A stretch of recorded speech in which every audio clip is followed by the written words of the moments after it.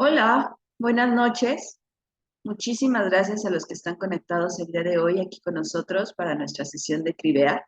Es un gusto para nosotros presentarles a nuestro invitado de hoy, el doctor Daniel Ramos Maldonado. Él es médico audiólogo y otoneurólogo, egresado del Instituto Nacional de Rehabilitación. Además, tiene una alta especialidad en audiología pediátrica, también en esta misma institución, y actualmente labora en el Departamento de Otoneurología del Instituto Nacional de Rehabilitación, además de su práctica privada. El doctor Daniel Ramos Maldonado ha participado como ponente y como asistente en múltiples congresos nacionales e internacionales. Tiene varias publicaciones en el área de otoneurología y bueno, es médico egresado del Instituto Politécnico Nacional. Muchísimas gracias, doctor Daniel, por estar hoy aquí con nosotros y por ayudarnos con este tema, que para todos es básico y muy importante. No, muchas gracias, Lucy, doctor Montoya, doctora Ivonne, doctora Diana, desde cuando los estoy siguiendo y me gusta mucho, su proyecto está muy padre, qué bueno, muchas felicidades. Gracias. Yo muchas veces se lo he dicho a Ivonne, también a Lucy y a Diana, no tener la oportunidad de decírselo y el doctor Montoya pues, no lo conocía, pero qué padre que estén con esta iniciativa.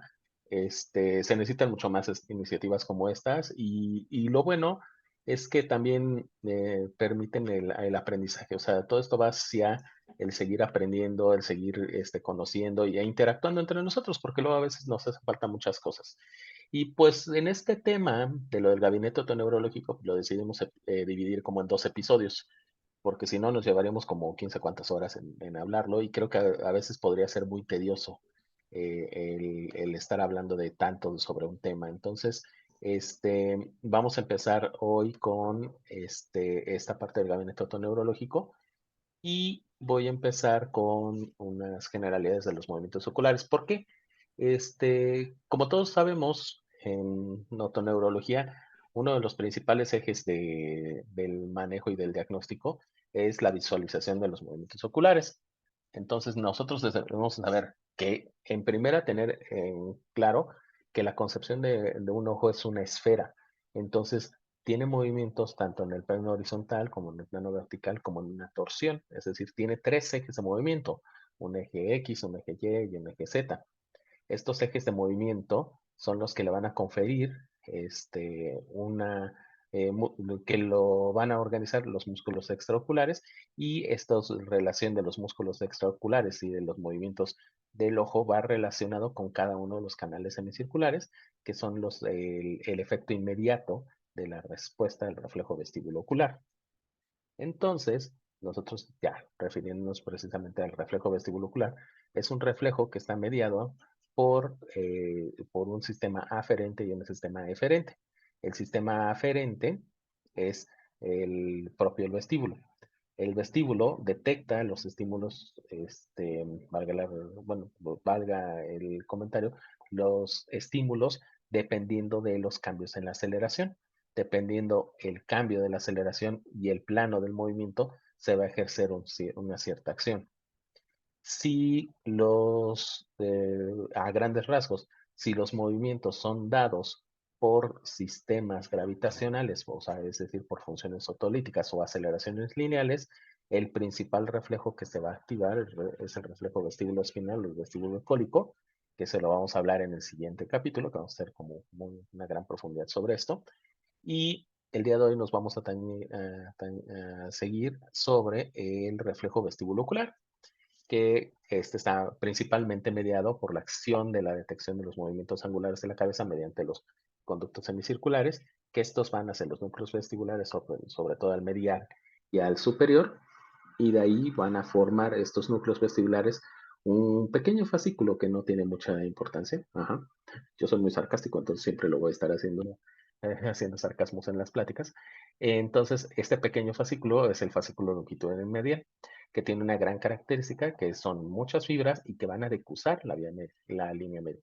Y este va a interactuar con los núcleos de los músculos extraoculares, tanto con el tercero, como el sexto, como el cuarto, para orientar el movimiento de la cabeza dependiendo lo que queramos hacer. Como tenemos en la imagen del lado derecho, nosotros tenemos que si un objeto, si la cabeza se mueve en una dirección, los ojos se mueven en la misma velocidad, en una dirección contraria a la misma velocidad para mantener la imagen en el centro de la fobia y no se pierda una distorsión. Esto es con base al desplazamiento del flujo endolinfático de la cúpula, que lo vamos a profundizar un poco más adelante conforme a las pruebas. Entonces, ahí la cúpula y el movimiento de la endolinfa van a actuar como los detectores de ese giro de la cabeza, de ese movimiento angular de la cabeza. Eso va a provocar que también en una forma recíproca se gire con una cierta velocidad el líquido endolinfático, y ese cambio en la velocidad del líquido endolinfático va a provocar una activación de este receptor para que de forma inmediata, en menos de 10 milisegundos, se corrija el movimiento del ojo para establecer la imagen en el centro de la retina y ahí evitar el desplazamiento del objeto. Existen distintos movimientos oculares, como ya los había mencionado, pues los movimientos de elevación, de depresión, de abducción, de aducción y de torsión, pero hay movimientos oculares complejos. Los movimientos oculares complejos, los mayores o los más evolutivos en las especies que son cazadoras o las especies que son mamíferos, que ubicamos em, la posición de nuestros ojos en la parte frontal de la cabeza y que tenemos un ángulo de medición de, de visión periférica de 180 grados, los principales para rastrear los movimientos son los movimientos sacádicos, que tienen una amplitud máxima de desplazamiento de 30 grados y después de requieren un movimiento de la cabeza. Tienen una amplitud de movimiento entre los 30 y 120 milisegundos, dependiendo el tamaño o la dirección de donde se encuentran, y pueden alcanzar velocidades máximas de 700 grados sobre segundo. Siempre quiero aclarar que eh, muchas veces se pueden preguntar que por qué estamos hablando de grados.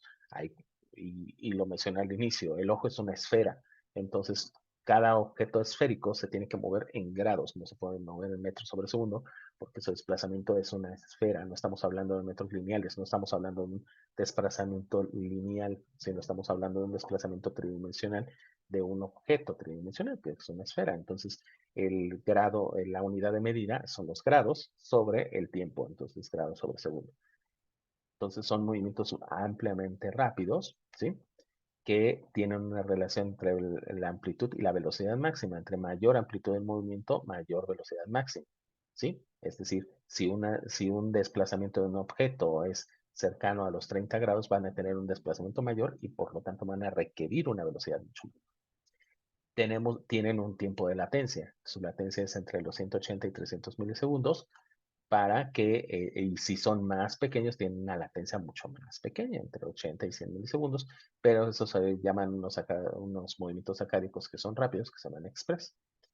Tienen un periodo refractario absoluto, como todos los movimientos voluntarios, aunque propiamente no es, bueno, sí es un voluntario, pero tiene unas vías involuntarias. Tiene un periodo refractario motor de 100 a 200 milisegundos y tiene un tiempo mínimo de fijación, es decir, cuánto tiempo se mantiene el objeto en la memoria, en la retina, es de 200 a 300 milisegundos. ¿Por qué le estoy explicando esto? Porque es básico entender que un movimiento ocular complejo como las sacadas es eh, uno de los que más nos va a ayudar a diferenciar el movimiento ocasionado por el reflejo vestibular ocular, y es el que nos va a permitir de fijar el movimiento en dado caso de una disminución o una alteración en el tono vestibular.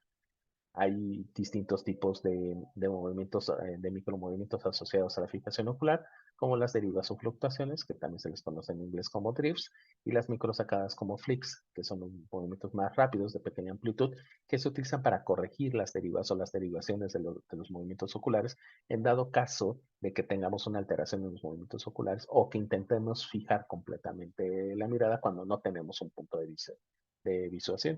visualización, es decir, en la completa oscuridad. Y existe también el temblor o el temblor, que son movimientos de muy baja frecuencia, que no se pueden distinguir algún movimiento y que estos solamente son ocasionados por las alteraciones en el control de los músculos extraoculares. Llegando a esto, yo les había hablado que el sistema vestibular responde a los cambios de la aceleración. Hay movimientos que son de distintas aceleraciones. El sistema vestibular es uno de los sistemas que nunca deja de funcionar. Se puede sedar parcialmente con un sueño profundo, pero siempre está en un plano de funcionamiento. ¿A qué me refiero con este plano de funcionamiento?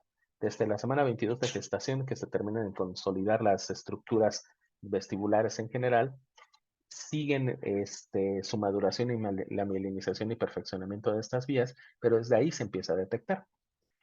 Hay varios estudios en los cuales se ha visto que los bebés en el vientre materno responden a los cambios de aceleración, sobre todo lineal, que pueden comportarse de alguna otra forma o que aumentan sus movimientos intrauterinos, sobre todo el movimiento de los pies o del cuello, asociados a los cambios en la aceleración, sobre todo en el plano horizontal. En el plano vertical es un poco más complejo, pero sí se llegan a observar. Uno de los detalles que en mi experiencia personal pasaba es que antes mi esposa y yo vivíamos en Jardín Balbuena, o sea, en el centro oriente de la ciudad y tenemos que cruzar la ciudad para ir a nuestros trabajos. Y cuando mi esposa estaba embarazada, tomábamos calzada de Tlalpan hacia el sur y hay el puente de viaducto siempre es muy cuadrado. Entonces, si uno lo toma a cierta velocidad, se siente como se eleva uno, ese cambio en la percepción gravitacional muy fuerte. Y notábamos que cuando mi esposa estaba embarazada, de mi hijo, el mayor, tendía él a reaccionar con unos movimientos que eran más como de alegría. Cuando mi esposa estaba más alegre, pues no estaba comiendo o disfrutando algo, se movía de una cierta forma el bebé. Y también cuando pasábamos también se movía de cierta forma y se mantenía durante cierto tiempo en ese movimiento. Entonces, como que le gustaba. O sea, desde ahí más o menos tenía unas 32 semanas cuando lo hacía más frecuentemente. Desde ahí los niños prefieren o obtienen algunos ciertos rangos de movimiento. Este, entonces, ese es un tipo de aceleración que siempre se está detectando, pero nosotros, el sistema vestibular a lo que iba es de que siempre está trabajando. Ese trabajo de la función vestibular va a depender y va a tener sus respuestas asociadas a los cambios en la aceleración. Si nosotros estamos sentados, estamos detectando una aceleración basal. Esta aceleración basal la detectamos en el planeta Tierra porque tenemos un sensor gravitacional, que son los órganos otolíticos. Estamos detectando continuamente la gravedad. Si en ese momento empezara a temblar, que Dios no lo quiera, porque si no saldríamos todos corriendo, eso lo podemos detectar. O sea, es un cambio en nuestro detector de aceleración. Digamos, estamos detectando por el peso específico de las otoconias una interacción continua de la gravedad sobre las mismas.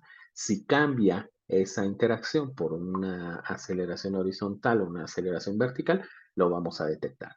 Eso es un pequeño cambio en la frecuencia de la aceleración, ¿sí? Si nosotros, estando sentados, nos levantamos, vamos a cambiar la aceleración de nuestro movimiento. Y si asociamos con un movimiento angular de la cabeza, también tenemos otro cambio. Si nosotros movemos la cabeza de un lado en el eje yaw, en el eje roll o en el eje pitch, en todos esos cambios de movimiento, dependiendo de la aceleración, va a ser una reacción específica. Si nosotros vamos caminando en una calle y vamos observando un letrero, tenemos dos tipos de aceleración. Una aceleración lineal de la marcha, una aceleración vertical de los cambios en la gravitación conforme vamos los pasos. Y si nosotros vamos girando la cabeza viendo el letrero, tenemos un cambio en la aceleración angular. Entonces, cuando volteamos en una forma lenta o una forma rápida, tenemos unos cambios en la aceleración que se nos van hacia las frecuencias rápidas o hacia las frecuencias lentas. Aquí lo que tenemos en este esquema, tenemos un concepto que se llama vestibulograma. Distintas pruebas nos van a orientar qué tanto se está detectando los cambios en la aceleración. El nistagmo espontáneo es el más basal, digamos que es una frecuencia cero de aceleración, es decir, no tenemos un estímulo y podemos presentar o no un nistagmo. Las pruebas térmicas son aceleraciones entre los 0.003 o 0.004, o sea, las milésimas de Hertz, ¿no? Las pruebas rotatorias las vamos a ubicar entre las frecuencias medias hasta de las bajas hacia las medias, dependiendo de la aceleración, y vamos a ir hablando poco a poco de esto. Vamos a el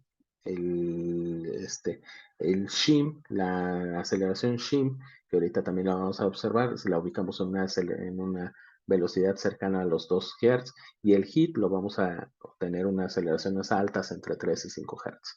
Entonces, nosotros con las baterías de los estudios vestibulares vamos a poder rastrear cómo se comporta el sistema vestibular en diferentes aceleraciones.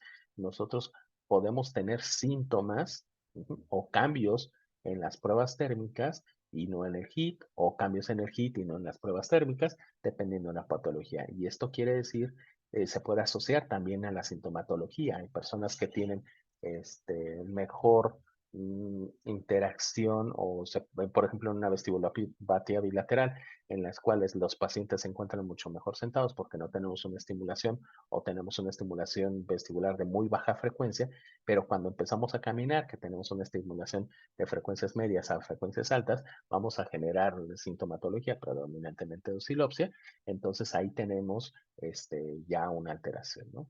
O personas con enfermedad de Meniere en un estado ya subagudo a crónico, que podemos tener una depresión en las respuestas calóricas y en el HIIT se pueden encontrar normales, ¿sí? Entonces, todo esto va a ir variando dependiendo de la patología y dependiendo de la aceleración o la detección. Entonces, este concepto de vestibulograma nos sirve para orientar qué pruebas se hacen y qué pruebas no, porque a veces cuando recién surge el HIIT de una forma comercial, se vendió, yo lo recuerdo muy bien, que se vendió como la panacea de la exploración vestibular, en la cual les decían, ok, ya las térmicas no sirven de nada. Yo lo escuché en algunas personas, las térmicas no sirven de nada, ahorita con el HIIT es más que suficiente. Pero pues estas mismas personas se dieron cuenta que el HIIT no está abarcando todo y que las térmicas u otras pruebas de la función vestibular son necesarias para seguir el rastreo de esta función. Profundizando más en el reflejo vestibulocular y en su función, vamos a hablar ya propiamente de pruebas. Entonces vamos a tener que las pruebas rotatorias eh, son de una historia bastante larga. A principios del siglo XX, pues esta pequeña personita que está aquí, que tenemos aquí, que es el maestro Barani, fue el primero en describir las pruebas rotatorias. Y estas pruebas, ay, perdónenme, es que quiero ponerle, ya quitar el puntero, pero ya no puedo. Bueno, ahorita lo veo. ¡Ah! Perdón. Las pruebas rotatorias fueron descritas principalmente por Robert Barani. Robert Barani lo primero que hizo fue que agarró un paciente en una silla que tenía la capacidad de dar vueltas y lo empezó a girar durante 20 segundos. Después de esos 20 segundos lo detuvo y observó que se presentaba un nistagmo en dirección contraria a donde empezó el giro. ¿Sí? Esto fue investigándolo junto con las pruebas térmicas y otros estudios, le hizo acreedor al premio Nobel en 1914, pero pues por todas las peleas que tenían entre la Academia Austriaca y él, que lo habían acusado de que se robó los trabajos y todo, se lo dieron hasta 1916 y por eso renuncia a la nacionalidad austriaca. Suecia le dice, sabes que vente para acá, sigue investigando acá, y pues le abrieron todo su instituto en Uppsala, y pues ahí es la sede de la Sociedad Barani, donde termina falleciendo, y pues incluso hasta Austria hasta él mismo desconoció en algún momento Austria, ¿no? Entonces es algo muy curioso como, como bien lo dice, no somos profetas en nuestra tierra, pues ahí lo mismo le pasó a Robert Barani. Pero volviendo al punto, él descubrió esta respuesta vestibular ah, asociada a la rotación. Ya después, durante todo el avance del siglo XX, se empezaron a hacer la estandarización de estas mismas pruebas. en las cuales nosotros utilizamos equipos, que ahorita les quería poner el video, pero no me estoy peleando con el láser, este, eh, en el cual tenemos un sillón que tiene un sistema de rotación y este sistema de rotación va a generar el impulso. Y de nosotros vamos a rastrearlo mediante distintas estructuras que son, digo, distintos equipos que en este caso son unos video goggles que van a registrar el video de este. Ah, sí, ahí lo tengo, ¿no? Entonces, ahí nosotros tenemos que el paciente está girando, en este caso es a la izquierda, y nosotros vamos graficando esta respuesta conforme vaya y ejerciéndose. Entonces, ¿a qué obedece este principio? La respuesta rotacional tiene tres componentes. El primer componente que se ejerce es un componente mecánico, que este es dado por la estimulación y el desplazamiento de la misma cúpula, como lo tenemos en este punto. A este desplazamiento de la cúpula se van a contraponer tres fuerzas. El primero es el complejo cúpula-endolinfa, es decir, nosotros tenemos una densidad y una densidad y una elasticidad de la misma cúpula y de la misma endolinfa, ¿sí? Esto va también a asociar a una inercia y la viscosidad de la misma va a hacer que la cúpula se comporte como un péndulo amortiguado. ¿A qué me refiero como un péndulo amortiguado? En una posición basal, cuando empieza a girar la cúpula, va a deformarse conforme a en dirección contraria a la estimulación del giro. Y esta deformación, que va a ser dependiente de la inercia, la elasticidad, viscosidad y del mismo flujo, va a hacer que no se suelte de un lado hacia el otro, sino que simplemente se mantenga. Pero esto va a provocar que todos los quinocilios tengan un movimiento en una dirección que todos los cilios tengan un movimiento hacia la dirección del quinocilio, lo que va a provocar que exista un cambio en la tonalidad del sistema vestibular y eso a su vez va a generar un nistagmus. El nistagmus siempre me ha gustado ejemplificarlo con algo que yo le digo que es como la ley de los tonos. Nosotros tenemos que las fuerzas del sistema vestibular se contraponen una contra la otra, de un laberinto contra otro, que se contraponen con la misma intensidad en direcciones opuestas para mantener una línea recta. ¿Qué pasa cuando hay una variación en esa tonicidad?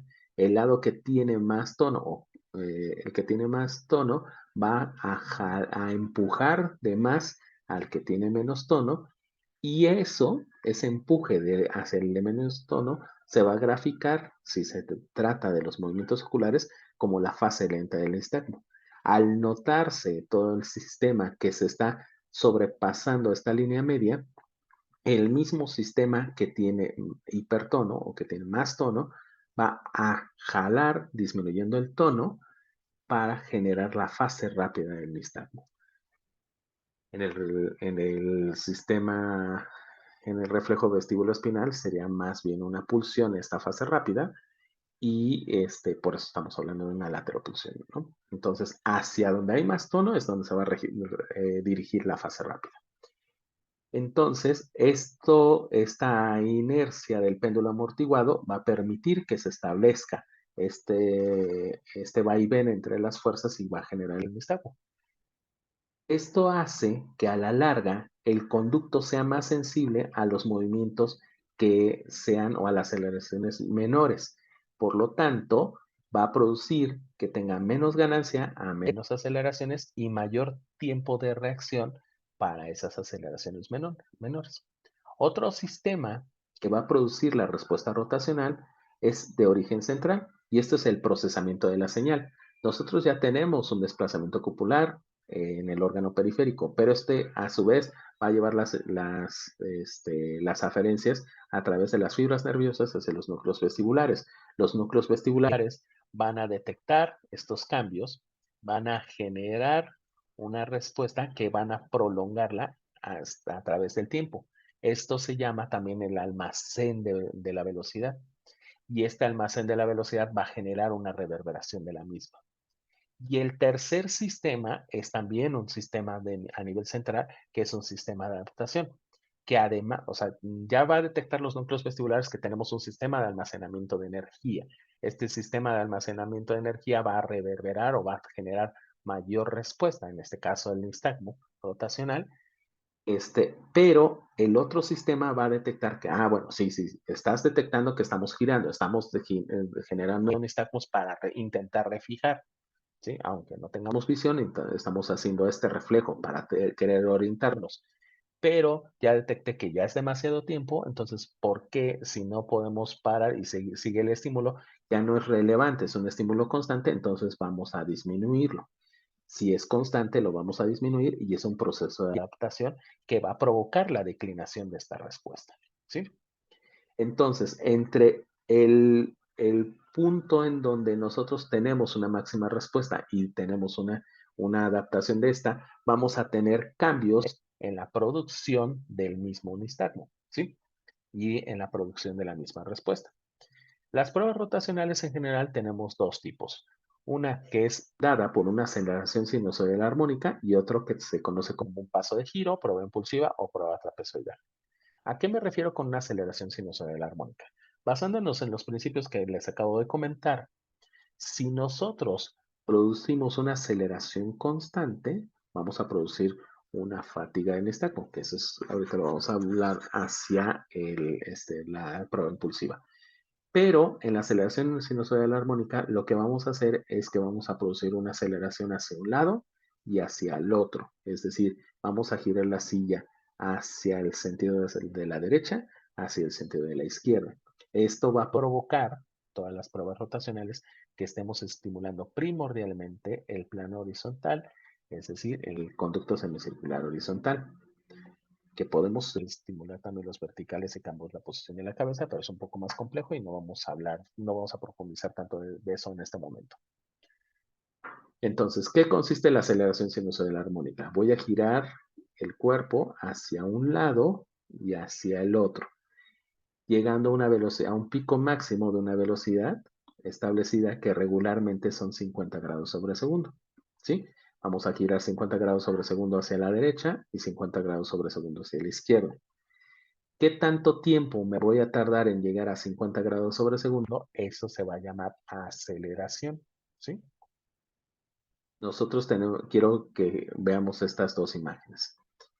En la imagen del medio, nosotros tenemos que va acelerando la silla poco a poco a llegar a la velocidad máxima. Se va a detener, va a llegar a la velocidad máxima y poco a poco va a disminuir su velocidad hasta que se detiene y empieza el ciclo hacia el otro lado, ¿sí? Entonces aquí se está formando un sinusoide. Entonces, de 0 hacia la velocidad máxima hacia el lado derecho, disminuye, frena y cambia su dirección hacia el lado izquierdo, llega a la velocidad máxima, disminuye y frena.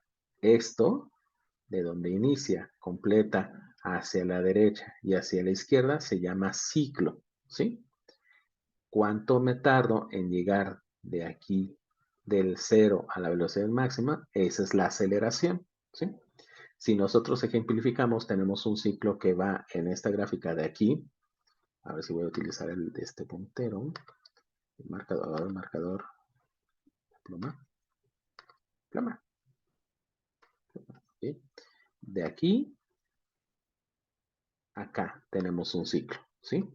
Entonces tenemos una aceleración, pero si se fijan en el mismo rango de tiempo en la gráfica de arriba, de aquí a acá, nosotros tenemos 1, 2, 3, 4 ciclos, ¿sí? Entonces, ¿quién llegó más rápido? Este. Ajá. Por lo tanto, la aceleración se ve conforme hace menos ciclos, digo más ciclos en menos tiempo, ¿sí? Entonces, nosotros estamos estimulando al sistema vestibular, valga la redundancia, y en específico al conducto semicircular horizontal, a una aceleración baja, en este caso, y a una aceleración distinta o más alta, en este caso, ¿sí? Entonces, nosotros vamos a tener una respuesta anistácnica que va a ir ascendiendo conforme al tiempo, y va a ir disminuyendo conforme vaya disminuyendo la aceleración, ¿sí? Entonces, eso es la aceleración sinusoidal armónica. Ahorita vamos a hablar de específico de qué le estudiamos a la aceleración sinusoidal armónica. Y la otra prueba es el paso de giro, prueba impulsiva o prueba trapezoidal. Aquí nuestro objetivo es llegar a una velocidad, que esta velocidad regularmente se utilizan dos velocidades, una velocidad más o menos baja, cercana a los 50 grados sobre segundo, y una velocidad alta a 180 grados sobre segundo. Si nosotros hacemos el análisis de la frecuencia a la cual llega a 180 grados sobre un segundo, estamos diciendo que tenemos una estimulación cercana a los 0.5 Hz, más bien de 0.5 Hz. Pero ¿qué vamos a hacer? ¿Cuál es la prueba? Lo que provocamos es de que en un tiempo corto, en menos de un segundo, acelerar de cero a la velocidad máxima. En este caso, 180 grados sobre segundo. Y aquí vamos a mantener durante un minuto esa aceleración. Y después vamos a frenar bruscamente. Entonces aquí vamos a tener dos tipos de respuesta. Una per rotacional, es decir, durante la rotación, ¿sí? Y una post-rotacional al final de la rotación. Lo que vio Varani a principios del siglo XX fue la respuesta post-rotacional, ¿sí? En ambas pruebas, cuando nosotros giramos hacia el lado derecho, vamos a generar un nistagmo hacia el lado derecho, ¿sí? Si nosotros giramos hacia el lado izquierdo, vamos a generar un nistagmo hacia el lado izquierdo, ¿sí? Entonces, en el paso de giro, prueba impulsiva o prueba trapezoidal, lo que vamos a generar es una respuesta. Si giramos hacia la derecha, bruscamente vamos a generar nistagmos hacia la derecha, y cuando frenamos, vamos a producir una respuesta recíproca hacia el lado izquierdo, ¿sí? Entonces, ahorita voy a explicar cada una con las distintas gráficas, porque aquí sí me gusta. Entonces, nosotros requerimos un sillón. Este sillón tiene que estar calibrado y controlado con un dispositivo, que este dispositivo va a ser el dispositivo va a ser una silla que tiene un motor calibrado hacia una computadora. Son procedimientos bastante complejos. ¿Por qué les digo que son bastante complejos? O equipos bastante complejos, porque son de velocidades constantes. Es decir, necesitan monitores, motores, mejor dicho, que tengan una capacidad de mantener la velocidad y llegar a ciertas velocidades.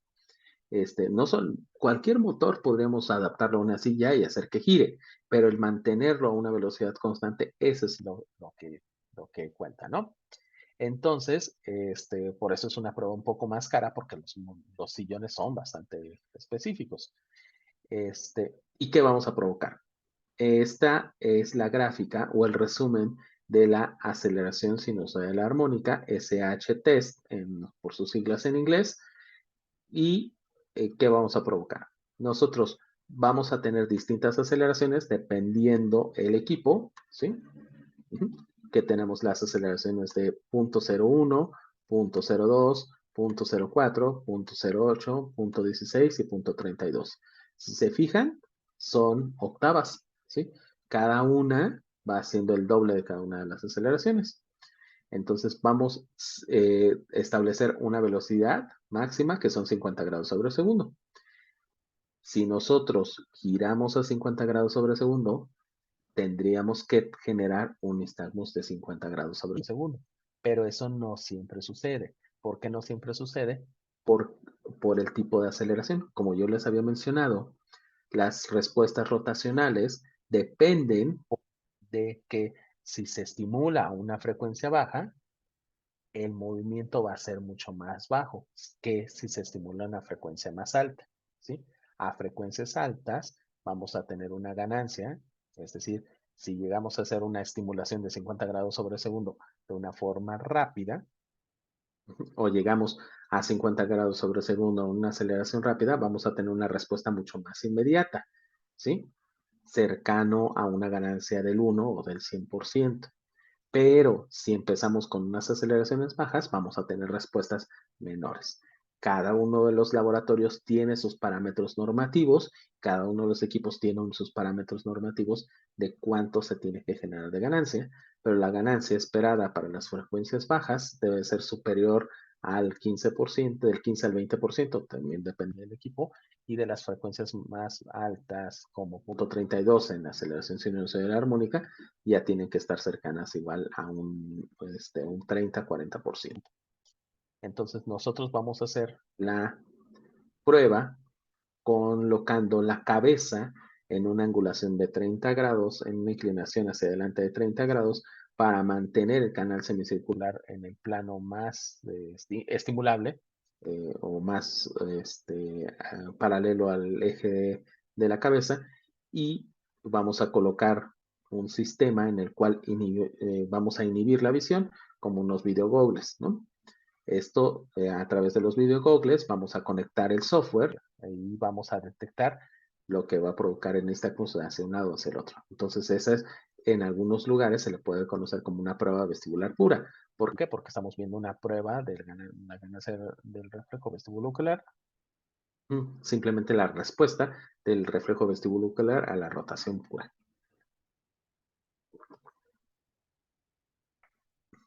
Disculpe. Entonces, esta prueba es la función vestibular pura y nosotros vamos a ver esos cambios en la ganancia. La ganancia, como ya les había dicho, es la relación entre el movimiento de la amplitud del movimiento de la silla y el amplitud del nistagmo. Nosotros vamos a tener otro parámetro que se llama fase. La fase se le conoce, y ya lo había mencionado, que es el tiempo de reacción entre el movimiento ocular y el movimiento del objeto o en este caso de la rotación. El término más específico, y como se refiere en los libros, es la relación temporal entre el movimiento del ojo, o la reacción del movimiento del ojo, y el movimiento de la silla. Entonces, esa fase va a disminuir conforme aumentemos la aceleración. Y la asimetría va a ser la relación entre, si nosotros entre la interacción entre la respuesta que generamos hacia el lado derecho, hacia el lado izquierdo. Esta simetría no debe de ser, tiene un rango que no debe ser mayor del 25%. Depende de todos los laboratorios, pero por convención internacional se espera que no sea mayor de 25%. Si se excede este 25% de esta simetría, quiere decir que está reaccionando más el laberinto hacia el lado donde está desviando, entonces el que está, tenemos una disfunción hacia el lado contrario.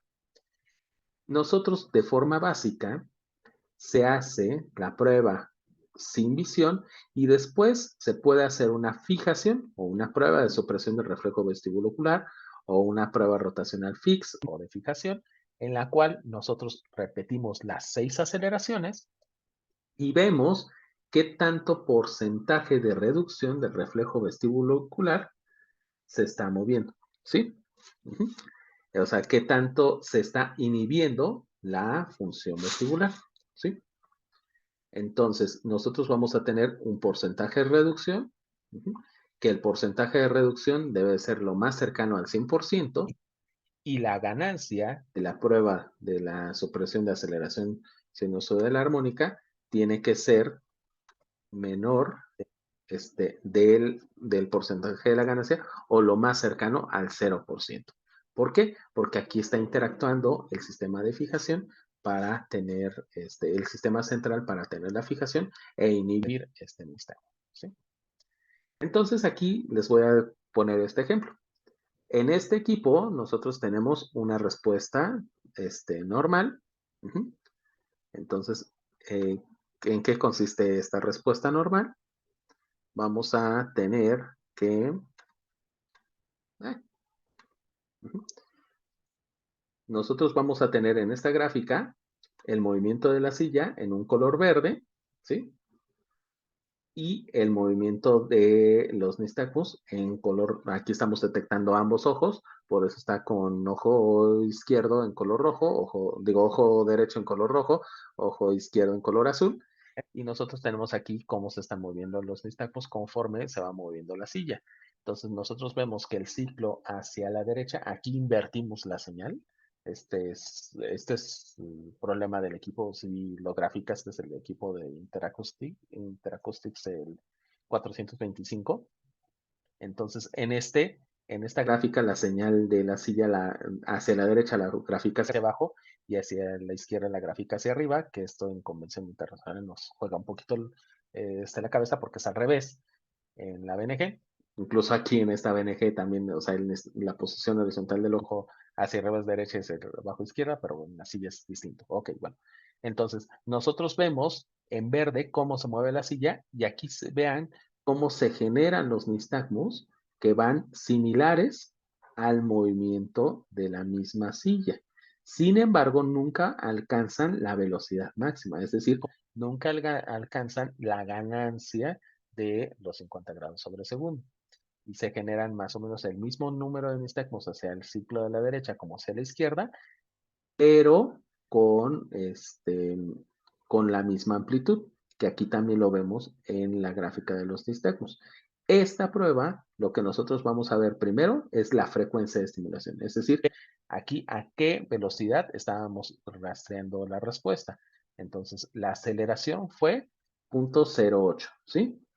Lo que vemos aquí el porcentaje de la ganancia, que la promediación de la ganancia tanto el ciclo derecho como el ciclo izquierdo, y es del 45%. La fase, como les había dicho, es la relación temporal entre el movimiento del ojo y el movimiento de la silla. Si se fijan aquí, se ve muy simétrico cuando reacciona el movimiento del ojo, se va reaccionando casi al mismo tiempo que el movimiento de la silla. Por lo tanto, la fase se acerca más a cero. Y la simetría, como les había dicho, es la diferencia entre derecha e izquierda. Algunos equipos dan este otro parámetro que es un pureza del espectro, que nada más se basa en que si el estudio se hizo bien o no. Y al mismo tiempo nosotros tenemos que ver, si estimulamos una frecuencia de 0.08, tenemos que ver la fijación visual. Entonces aquí si se fijan en la línea basal tenemos un punto verde, una línea verde mejor dicho. Esta línea verde significa que el paciente está fijando un objetivo. Este objetivo está dentro de la máscara de los videogoggles y está muy cerca, entonces puede provocar un poco de convergencia. Y esta convergencia es demasiado cerca, entonces pueden hacer viscos y se cuesta un poquito de trabajo la fijación. Pero si nosotros observamos, la amplitud de los pocos nistagmos que se presentan es mucho menor comparada con la de sin visión. Es decir, está fijando bien, a lo mejor le hace falta un poquito porque está muy cerca del estímulo, pero tiene un buen porcentaje de fijación. Vean cómo la ganancia es de 18% comparándola con el 45% que tuvo sin visión. Por lo tanto, da un porcentaje de reducción del 60%. ¿Sí? Entonces, nosotros aquí vemos cómo tenemos una menor reacción, un menor nistagmos, o sea, tiene un buen porcentaje de eficacia.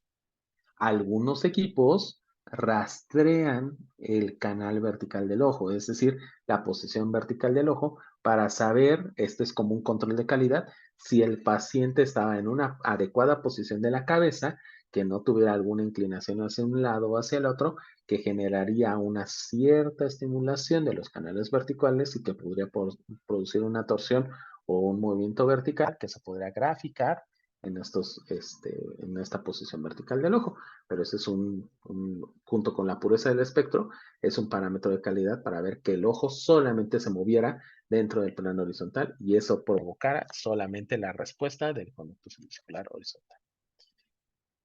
Recuerden que les había mencionado que había otra prueba que es la prueba de paso de giro o la prueba impulsiva. La prueba impulsiva consiste en llegar de 0 a 100 grados sobre segundo, de 0 a 180 grados sobre segundo en un segundo. Y esto va a provocar una respuesta anistácnica. Nosotros aquí tenemos graficado la respuesta anistácnica. Aquí esta es toda la prueba. Estamos en una ventana de 60 segundos en los cuales estamos observando que hay una respuesta bastante amplia. Estamos generando anistáticos. Aquí se ven muy empastados, o sea, se ven muy juntos, pero tenemos estas flechitas, estos triangulitos que nos indican la dirección de la fase rápida. Entonces, nosotros que vamos a tener esta gráfica, aquí nos dice giro, aquí debería decir per rotatorio, es un problema de traducción del equipo que dice per rotatorio derecha a 180 grados. Es decir, aquí está rotando la silla que acelero de 0 a 180 grados sobre segundo en un segundo y se va a mantener durante un minuto esta estimulación. ¿Qué es lo que vemos? Que tenemos aquí un impulso mecánico que está provocando un nistagmo que se está manteniendo en su segunda fase por el sistema de aceleración y acumulación, pero después el sistema de adaptación detecta que ya lleva un tiempo en el cual se está produciendo una estimulación constante y por eso va inhibiendo esta estimulación hasta llegar a una inhibición de esta estimulación. El nistagmus que se presenta durante la aceleración dirigido hacia la fase rápida, hacia el mismo sentido de la rotación, se llama nistagmus perrotatorio. Es un nistagmus fisiológico. Estamos evaluando las funciones vestibulares a través de las funciones fisiológicas, que es un giro. Aquí se mantiene inhibido el nistagmus, pero después de un cierto tiempo, por un reacomodo de este mismo péndulo, se puede provocar una respuesta en dirección contraria al sentido del eje, que esto es una respuesta normal, que se llamaría nistagmus perrotatorio o respuesta perrotacional, perdón dicho. Lo mejor dicho es perrotacional, es 1, ¿sí? Este se llama perrotacional, solamente, el que es el inicial. Después de cierto tiempo se puede presentar en una dirección contraria al giro de la silla, se llama perrotatorio 1. Si siguiéramos estimulando la silla durante un mayor tiempo, se va a inhibir este perrotatorio y se va a producir otro nistagmus en dirección al mismo giro de la silla, que se llamaría perrotacional 2, ¿sí? Y así, si siguiéramos durante más tiempo, podríamos hacer estas inversiones, ¿sí? Hasta que se fatigara el sistema, que eso tardaría un rato. Entonces gira durante un minuto, se mantiene durante un minuto y se frena bruscamente. Esto se le va a llamar giro post-rotacional, ¿sí? Uh-huh. Entonces, esta gráfica post-rotacional, si se fijan, la respuesta es más amplia, es más constante. Por eso, como les comentaba, esto fue lo que vio Barani, esta respuesta post-rotacional que es en dirección contraria. Aquí giro hacia la derecha, aquí gira hacia la izquierda, aquí se presenta el instante hacia la izquierda después del giro. Aquí la silla ya no se mueve, ¿sí? Si ustedes hacen unas pruebas rotacionales o rotatorias y le van a sentir que cuando termina el giro, ustedes van a sentir, ya me están volviendo hacia el otro lado, pero en realidad está terminando, está parando la silla. Y ustedes se lo pueden preguntar a los pacientes y van a ver hacia dónde se está moviendo. Me estoy moviendo hacia la izquierda. No, pues no, ¿qué cree? Que está parada la silla.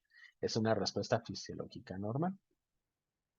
Cuando nosotros si se fijan, nosotros tenemos un pico de respuesta y va disminuyendo la respuesta conforme al tiempo. Cuando esta respuesta disminuye un 37% de la respuesta máxima, vamos a trazar una línea en el tiempo y esto le vamos a llamar constante de tiempo. Esta constante de tiempo va a variar dependiendo de los laboratorios.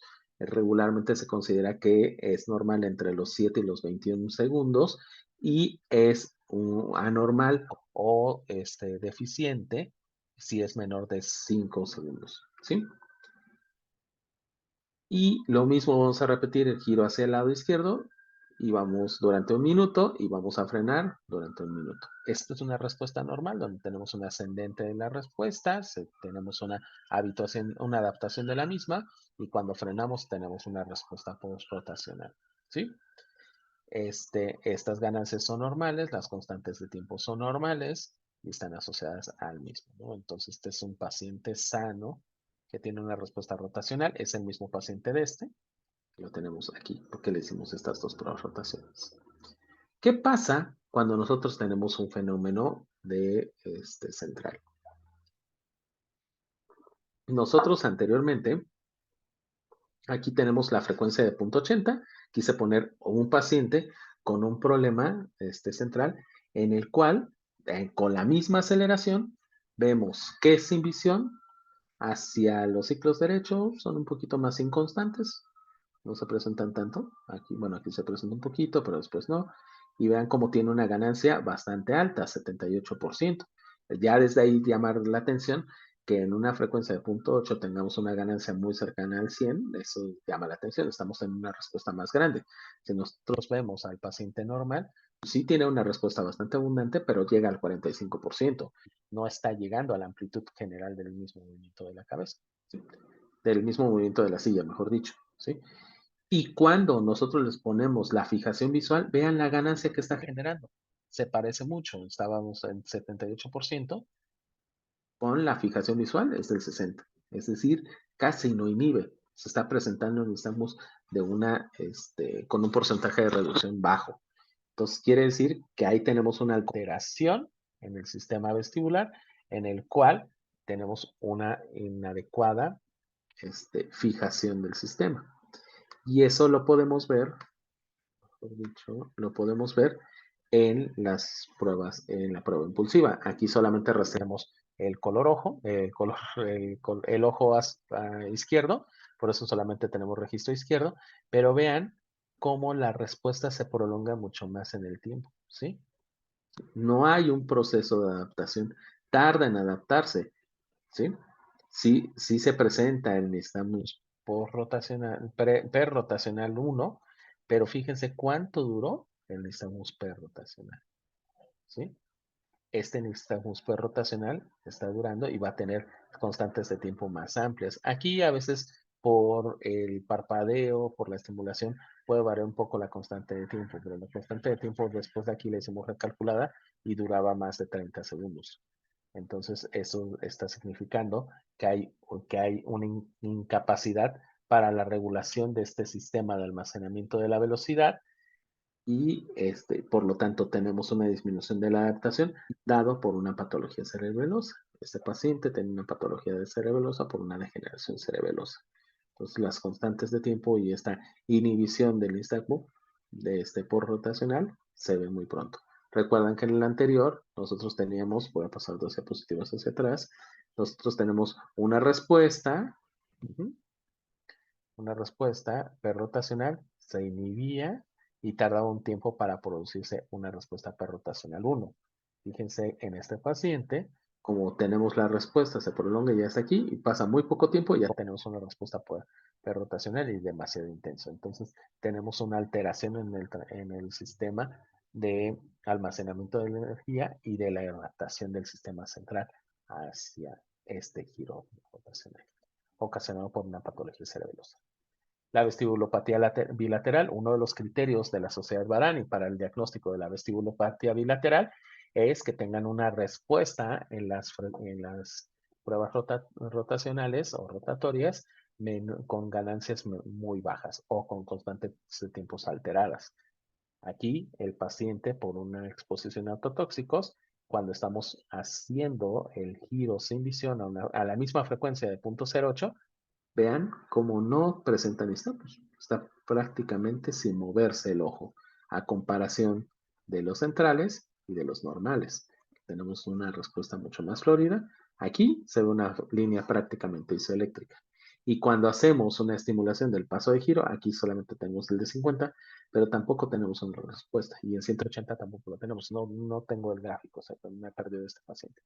Pero sí, así se ve prácticamente el mismo gráfico sin presentarse ninguna respuesta. Incluso esta paciente, cuando estábamos dando vueltas en la silla, decía, yo siento que doy vueltas porque se me llega a meter un poquito de luz y veo que cambia un poco la luz. Pero en sí, yo no siento que esté dando vueltas. Yo estoy viendo que algo cambia en las luces y por eso siento que está dando vueltas.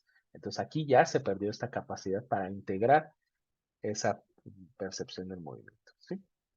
Ahora, eso es en cuenta de las pruebas rotacionales, que como ya les había mencionado, nos llegan a estimular de frecuencias bajas, nosotros podemos controlar esta frecuencia hasta las medias. Pero tenemos otra prueba que también está relacionada con los canales semicirculares, con los conductos semicirculares, que nos ayuda a detectar respuestas medias o altas medias, ¿sí? O hasta altas. Y esto fue desarrollado desde los años 80 con estos dos grandes investigadores en Sydney, allá en Australia, que pues hemos tenido el honor de traer aquí a México. Yo en lo particular, el doctor Jan Courtois, que también lo tuvimos cuando estuvimos en la asociación, que estuvimos ahí platicando un rato, también en los webinars en la pandemia, que lo quisimos traer en 2020, pero pues se nos vino la pandemia y fue un relajo. Entonces, pues ya ahorita ya no quiere salir el doctor, pero está bastante accesible. Si ustedes le escriben un correo, bastante accesible para contestar dudas. Pero ellos dos empezaron a desarrollar test clínicos sobre el reflejo vestibulocular. Recuerden que yo les había comentado, y vuelvo a mencionarlo, creo que la tercera vez que lo digo, que el sistema vestibular responde mejor, sobre todo los canales semicirculares, cuando mayor sea la tasa de estimulación. Es decir, cuando mayor sea la aceleración, mayor vamos a tener una respuesta, una mejor ganancia y una menor lapso o fase de la respuesta. Es decir, vamos a reaccionar mucho más rápido. Y esto es lógico. Si nosotros movemos la cabeza de forma rápida, nosotros necesitamos que la imagen se establezca en el punto de la visión. Si reaccionáramos de forma lenta, tendríamos un desfase en el movimiento del ojo y el movimiento de la cabeza que provocaría una imagen distorsionada, y esta distorsión de la imagen generaría una sensación de movimiento de más, de inestabilidad, o de mareo, o de vértigo, ¿sí? Ese desplazamiento de una imagen sería bastante sintomático. Entonces ellos, dentro de la exploración, vieron que haciendo un impulso del movimiento de la cabeza, fijando un punto, pidiéndole al paciente que tenga un punto de fijación, se generaba un movimiento sincrónico a la misma velocidad, y los pacientes que tenían una deficiencia generaban una sacada de refijación de este movimiento. Ya vieron por qué les hablé de sacadas, porque vamos a hablar de ese tipo de movimientos. O sea, tenían que refijar. Entonces, estos pacientes que tienen un déficit en la función vestibular unilateral generaban esa sacada de refijación para compensar el movimiento de la cabeza. Quisieron ver, también vieron, eso lo hacían solamente clínico. Luego vieron que estos pacientes, conforme se iban recuperando en su función vestibular mediante terapia, ya no generaban esta sacada. Entonces decían, pues, ¿qué es lo que está pasando? Entonces, el sistema vestibular, ¿cómo está generando este movimiento? Empezaron a desarrollar tecnología para rastrear el movimiento de los ojos. Incluso estaba en el auge del video en los 80, y empezaron a rastrear el ojo mediante algoritmos de cámaras especializadas para ver si pasaba algo dentro del movimiento del ojo. Costó bastante trabajo desarrollar una tecnología específica para ver esa refijación. Sin embargo, ya conforme a el desarrollo de microprocesadores más pequeños, se hicieron cámaras muy pequeñas. En una charla en la sociedad, en el Barani Meeting de Buenos Aires, se presentaron como la evolución del kit. Incluso era con cámaras grandes, o sea, cámaras de cintas Super 8, en las cuales se ponían en el casco y intentaban arrastrar este movimiento. Ya después se fueron haciendo, miniaturizando y generando de menos peso para que se pudiera rastrear de forma más adecuada el movimiento del ojo. Entonces, esto, mediante algoritmos computacionales, vieron que el sistema de recuperación hacía al inicio que esta sacada se metiera dentro del movimiento de la cabeza y que fuera imperceptible al ojo desnudo, que solamente se viera dentro del movimiento de la cámara, que eso ahorita se los voy a explicar más adelante.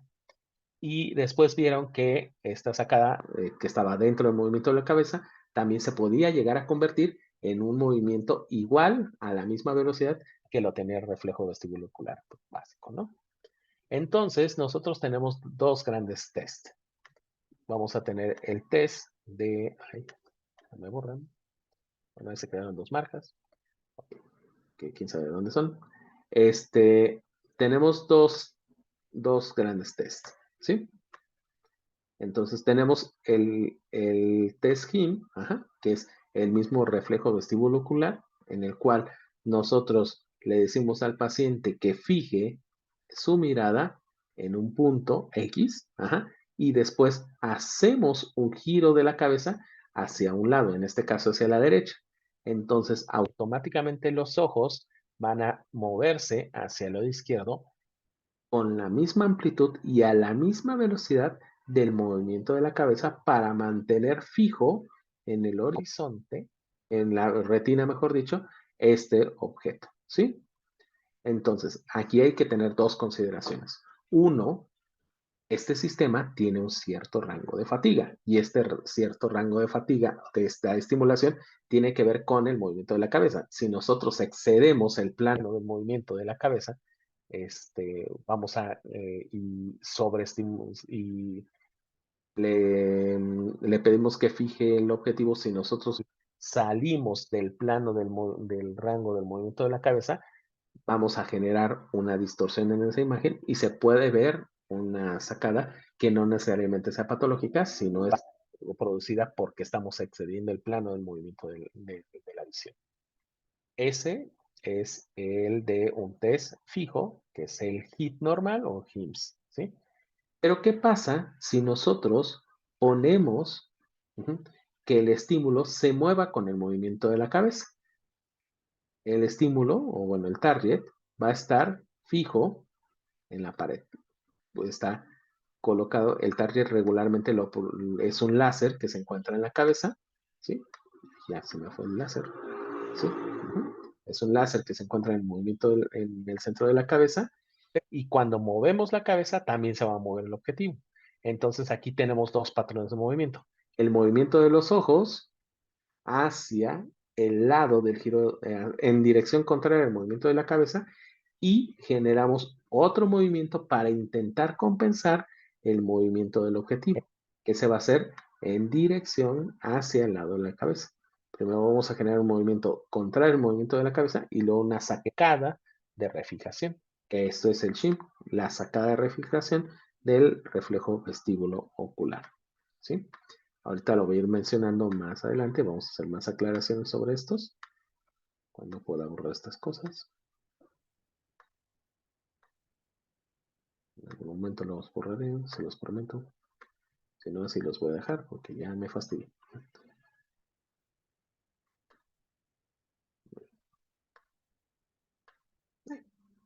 Entonces aquí lo tenemos, claramente. Nosotros le pedimos al paciente de forma clínica que vea un objetivo y el paciente va a, de forma involuntaria, a través del reflejo vestíbulo ocular, reaccionar de una forma inmediata, una latencia menor a los 10 milisegundos, en refijar con un movimiento sincrónico a la misma velocidad, con la misma amplitud, pero en dirección contraria al movimiento de la cabeza. Este reflejo nosotros lo desarrollamos para, a través de los músculos extraoculares, para refijar, ¿no? Algunas aves no tienen músculos extraoculares o el movimiento del plano de los movimientos de los ojos es muy limitado, como el búho, que vean que él lo compensa manteniendo la cabeza fija, pero lo que mueve o lo que se puede mover solamente es su tronco, ¿sí? Entonces, es otro tipo de reflejo. El reflejo vestibulocular está muy marcado en los seres humanos, ¿sí? Es dado puramente en los seres humanos, ¿sí? Para poder refijar este movimiento. Y nosotros lo graficaríamos con el movimiento de la cabeza, que aquí lo tenemos en verde, y el movimiento del ojo hacia la izquierda y hacia la derecha, en azul hacia la izquierda y hacia la derecha en rojo, en donde nosotros veríamos cómo reacciona el movimiento del ojo a la misma velocidad y con la misma amplitud que el movimiento de la cabeza, generando un patrón de ganancia. Ganancia es, si se mueve hacia un lado, se tiene que mover hacia el otro lado en dirección contraria, con una adecuada ganancia, que en este caso, en el HIT, la vamos a llamar como una ganancia máxima de 1, ¿sí? Recuerden que la rotacional estábamos hablando de por ciento, aquí solamente estamos hablando del factor del 1.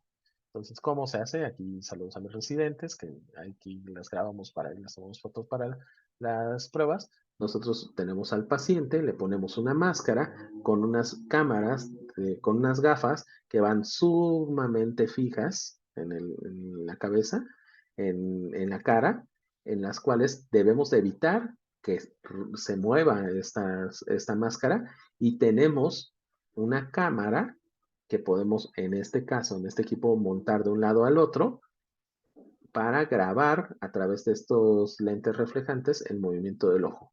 ¿Qué es lo que hacemos? Nos ponemos detrás del sujeto, tomamos la cabeza sin tocar la máscara, uniendo, colocando nuestras manos en el dedo índice y el medio sobre el malar superior, y sobre todo el dedo anular abierto hacia la mandíbula, y los pulgares que se unan hacia la nuca para mantener libres la cinta de la máscara, y así producir un movimiento que sea, en este equipo se ve al revés, el movimiento de la cabeza hacia acá y el movimiento del ojo hacia el otro, y que nos permita tener una respuesta adecuada cada vez que movemos la cabeza, ¿sí? Y existen distintos tipos de equipos en los cuales, como lo tenemos acá, tenemos una máscara, ¿sí? En la cual nosotros tenemos la cámara para fijar y rastrear esos movimientos oculares, o tenemos otros equipos, este es el de Interacoustic, se llama ICCAM, o tenemos otro equipo que es una cámara a distancia de la marca Synapsys, en la cual esta cámara de distancia rastrea mediante el software el movimiento de la cabeza y el movimiento del ojo al mismo tiempo. Esto nos permite que el paciente no tenga nada en la cara y sea mucho más práctico. Si nosotros nos fijamos en esta imagen, tenemos aquí una personita muy pequeña. Esta personita muy pequeña es mi hijo mayor, que en este tiempo tenía 8 años, en los cuales solamente lo sentamos, nosotros nos ponemos igual atrás del paciente, le pedimos que fije la visión sobre la misma cámara, y nosotros hacemos los movimientos. La ventaja, por ejemplo, de este equipo de Synapsys es de que en el equipo de Interacoustics nosotros tenemos que ir, si queremos hacer plano horizontal, solamente tenemos que seleccionar parte de la prueba que solamente haga plano horizontal. Pero si queremos hacer planos verticales, tenemos que terminar el horizontal y tenemos que hacer la estimulación de los canales verticales. Si recordamos en la rotatoria, solamente estimulábamos el canal semicircular horizontal. Aquí ya podemos detectar las funciones de los canales verticales, pero en la cámara de Synapsys tenemos la curiosidad que simplemente conforme coloquemos al paciente, si lo colocamos en el plano de los canales semicirculares, en el LARP o en el RALP, la cámara va a detectar eso y va a detectar el movimiento en ese plano de los canales, sin que nosotros se lo digamos, simplemente con mover la cabeza. Entonces, nos va a producir las gráficas de ganancia, dependiendo de cada una de todas las pruebas, y aquí nos está marcando el número de intentos que tenemos positivos hacia cada uno, ¿no? Nosotros escogemos cuántos intentos generar hacia cada uno de los planos del movimiento de la cabeza, y aquí nos los va registrando, ¿sí? Y tenemos la cámara de Otometrics, que la cámara de Otometrics fue una de las primeras en salir al mercado, que esta cámara se colocaba justamente del lado del ojo derecho. Entonces tenemos un problema en el globo ocular derecho, pues ahí nos meten en dificultades. También es muy buena, también es muy noble. De hecho, yo creo que es una de las más ergonómicas que hay. No la utilizo yo mucho por algunas razones institucionales, pero sí es también muy buena y hay muchas cosas, ¿no? Entonces, como yo les había mencionado, nosotros podemos aquí, no solamente vemos el canal horizontal, sino también podemos ver los canales verticales. Recordemos que cuando estamos checando el canal horizontal, tenemos que el canal contralateral es el lado derecho, está detectando en el mismo plano del movimiento del plano horizontal, vamos a detectar hacia la derecha del laberinto derecho, hacia la izquierda del laberinto izquierdo. Pero los canales verticales se complementan con, digamos que es el anterior izquierdo, con el posterior izquierdo, posterior derecho, y el posterior izquierdo con el anterior derecho. Entonces aquí tenemos dos planos, ¿no? Este plano se le va a llamar LARP, por anterior izquierdo, posterior derecho, y RALP por anterior derecho y posterior izquierdo, ¿sí? Entonces nosotros tenemos que mover la cabeza en una dirección contraria para ejecutar y registrar el movimiento del reflejo vestibulocular, como aquí ya los había mencionado, ¿no? Entonces, nosotros tenemos que visualizar y tener en cuenta y ser muy cuidadosos que si vamos a estimular y detectar el movimiento de los canales semicirculares verticales, debemos de dirigir el plano del movimiento de la cabeza en una amplitud adecuada, que tiene que ser al menos de 40 grados hacia el plano tanto RALP como LARP. Si nosotros no lo hacemos, en estos planos podemos obtener ganancias mucho más bajas. Y esto nos puede dar un error, que este error puede ser de considerar que tenemos una disfunción del sistema vestibular por tener unas ganancias bajas, pero esto es por tener un movimiento menor al esperado, ¿sí? ¿Qué es lo que vamos a graficar? Nosotros vamos a graficar el movimiento de los ojos. Estas cámaras son muy sofisticadas, no es una cámara de video normal, es una cámara de video de alta velocidad. Nosotros las aceleraciones que estamos generando son mínimo entre los 150 y los 300 grados sobre segundo, ¿sí? Son impulsos, y yo siempre les digo cuando les enseño a los residentes el cómo hacer el hit, es a veces hacemos el movimiento muy grande de la cabeza y lo tenemos que hacer mucho más pequeño. Este movimiento más pequeño es porque es un impulso, es algo impulsivo, es solamente una sacudida lo que tenemos que hacer. No tenemos que dirigir la cabeza hacia un lado o hacia el otro, es solo una sacudida, a un lado, otro lado, un lado, otro lado, ¿sí? Entonces, esta sacudida por eso es tan rápida en un plano de movimiento muy corto para que no se nos salga la visión de ese plano, que era lo que les había comentado inicialmente. Entonces, ¿qué vamos a tener? En el tiempo, nosotros vamos a tener que empezamos en un plano horizontal. Aquí el verde es el pico de la velocidad de la cabeza, ¿sí? Y nosotros vamos a tener un punto de respuesta en el cual se empieza a desencadenar la aceleración del ojo para producirse este movimiento en dirección contraria a la misma velocidad y a la misma amplitud. Normalmente tenemos que ver que se despierta el ojo, el movimiento de la cabeza junto con el movimiento del ojo, como lo tenemos en la línea verde. Pero ¿qué pasa? Esto se desencadena a partir de un punto. Si nosotros nos fijamos en la línea azul, nos refleja que hay un problema en el pico de la velocidad, ¿sí? Que si nosotros generamos un impulso y se genera este movimiento que tenemos, por ejemplo, en el color negro, en el cual tenemos un movimiento negativo, más bajo del movimiento de la cabeza, nos está indicando que no está bien colocada nuestra máscara. Al no estar bien colocada nuestra máscara, se está metiendo un artefacto que se va a llamar artefacto de máscara, ¿sí? Este artefacto de máscara es por una mala técnica de colocación del lente. Si nosotros vemos la respuesta azul, nosotros tenemos que empieza el reflejo, pero no llega a la misma velocidad, tiene que generar, desciende, pero para intentar refijar, genera una sacada de refijación. Esta sacada de refijación es lo que nosotros vemos que podemos ver si pasa el movimiento de la cabeza. El movimiento de la cabeza va de la línea verde a la línea negra punteada. Entonces el sistema de compensación genera una sacada aquí dentro del movimiento de la cabeza y al final del movimiento de la cabeza para intentar refijar este objetivo que aparenta para el sistema vestibular que se movió, aunque esté fijo, él no puede llegar, no puede dar toda la velocidad a los ojos para compensar porque no lo está detectando, porque tiene una normalidad en la capacidad para detectar esta aceleración.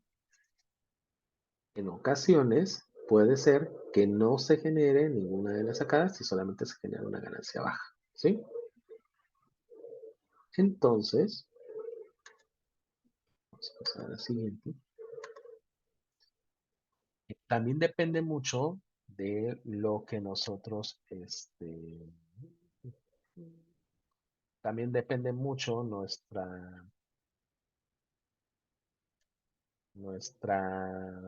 llama?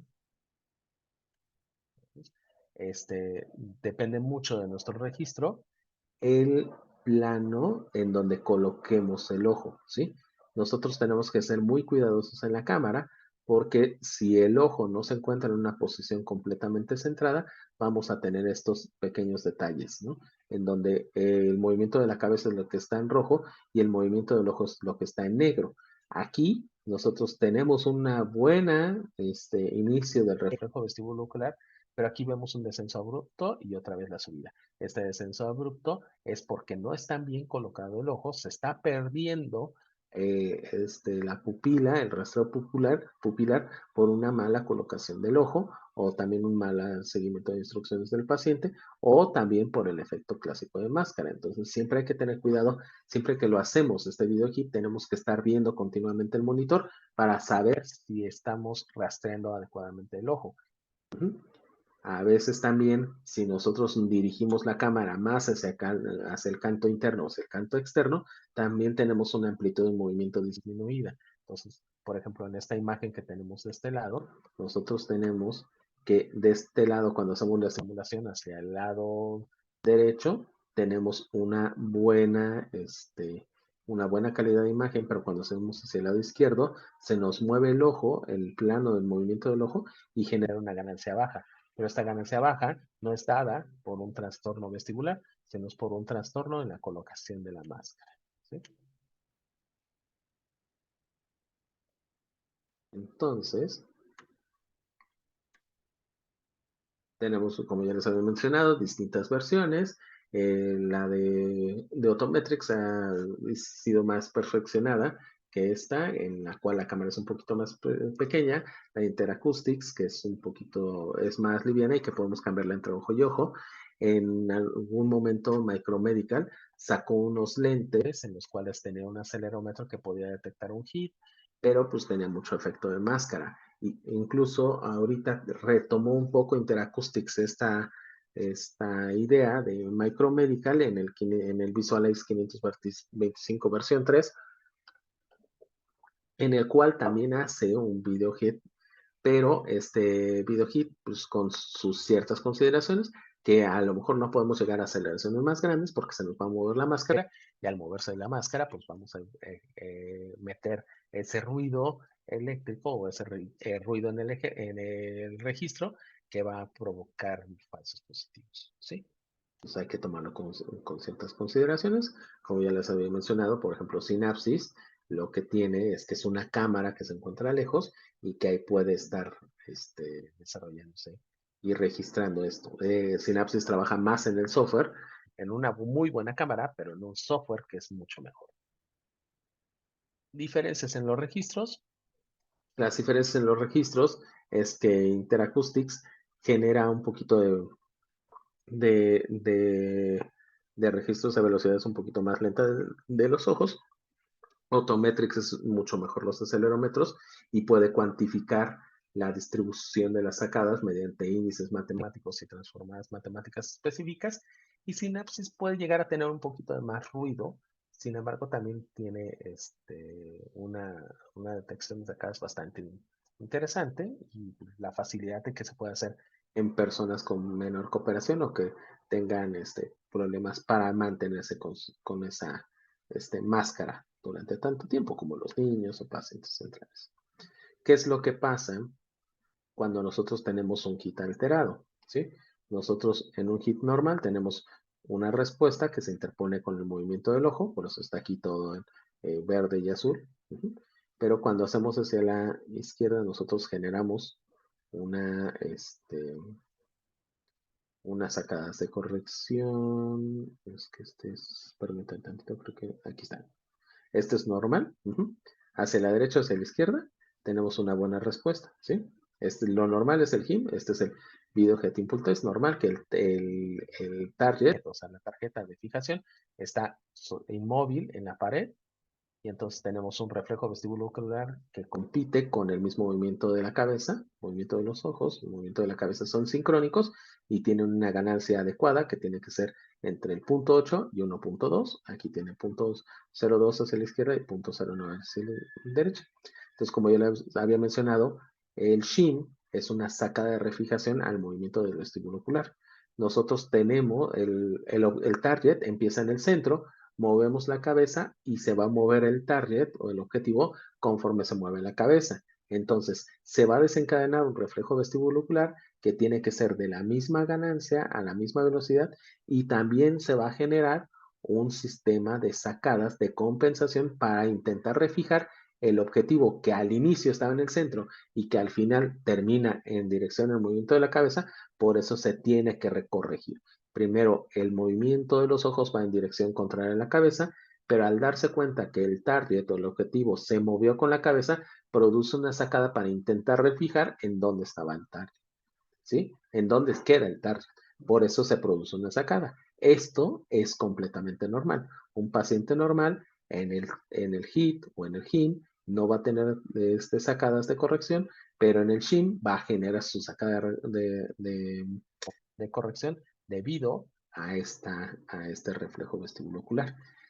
Quiero que nos fijemos un poco en estas gráficas. Si se fijan, la amplitud del movimiento es un poquito más pequeña y si nos fijamos entre este lado y este lado, vemos que se nota un poco más el rojo, ¿sí?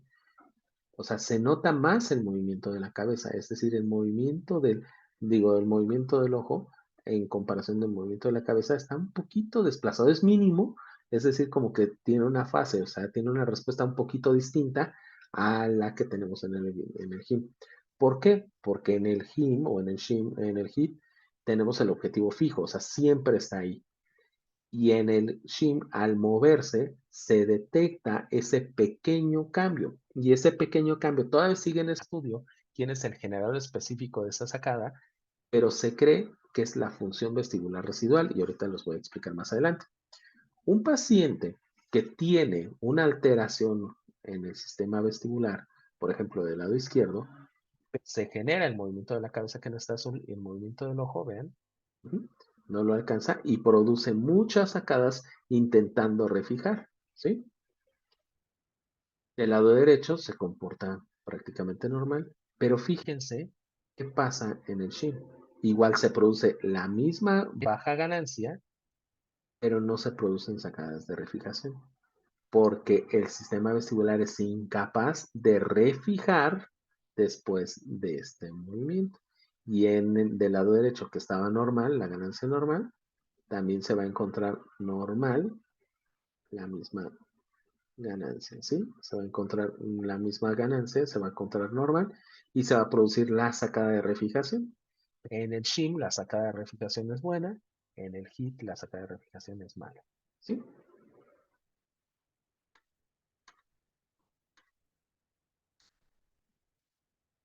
En un artículo publicado en el año 2021 por la Clínica Universitaria por el Hospital Universitario de Navarra, iba a decir otra clínica, se hicieron varios algoritmos de la sacada de refijación, en donde se observaron que las sacadas de refijación entre más juntas estén, quiere decir que está funcionando más el sistema vestibular, pero también se dieron cuenta que la reacción del sistema vestibular era un poquito más lenta en comparación a la del HIT, ¿sí? Si nosotros nos fijamos en el HIT, está casi inmediata, pero cuando hacemos el SHIM, vean cómo es un poquito más tardada.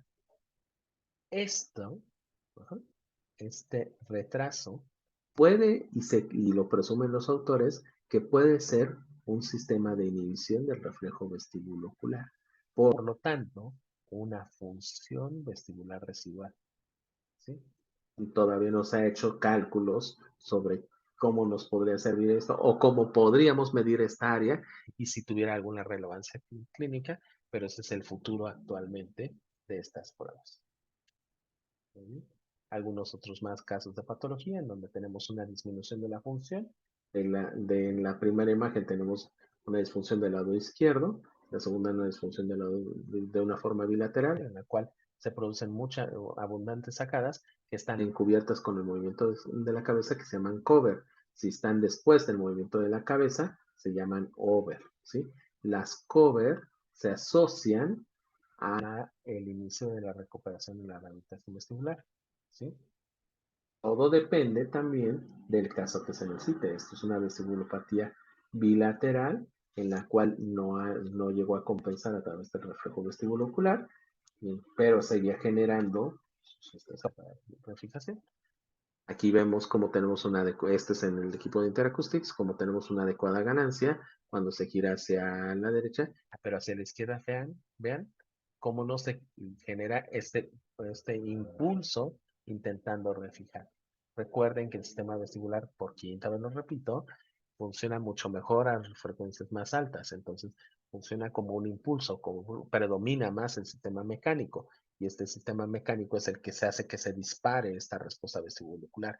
Y aquí no se dispara. Prácticamente se hace un seguimiento y después se generan muchísimas sacadas después, obteniéndose ganancias mucho más abajo, ¿sí?, que las registradas para el lado derecho, intentando compensar un poco la disfunción. Por eso tenemos una ganancia de 0.81, pero vean del lado izquierdo cómo tenemos una disminución de la ganancia, ¿no?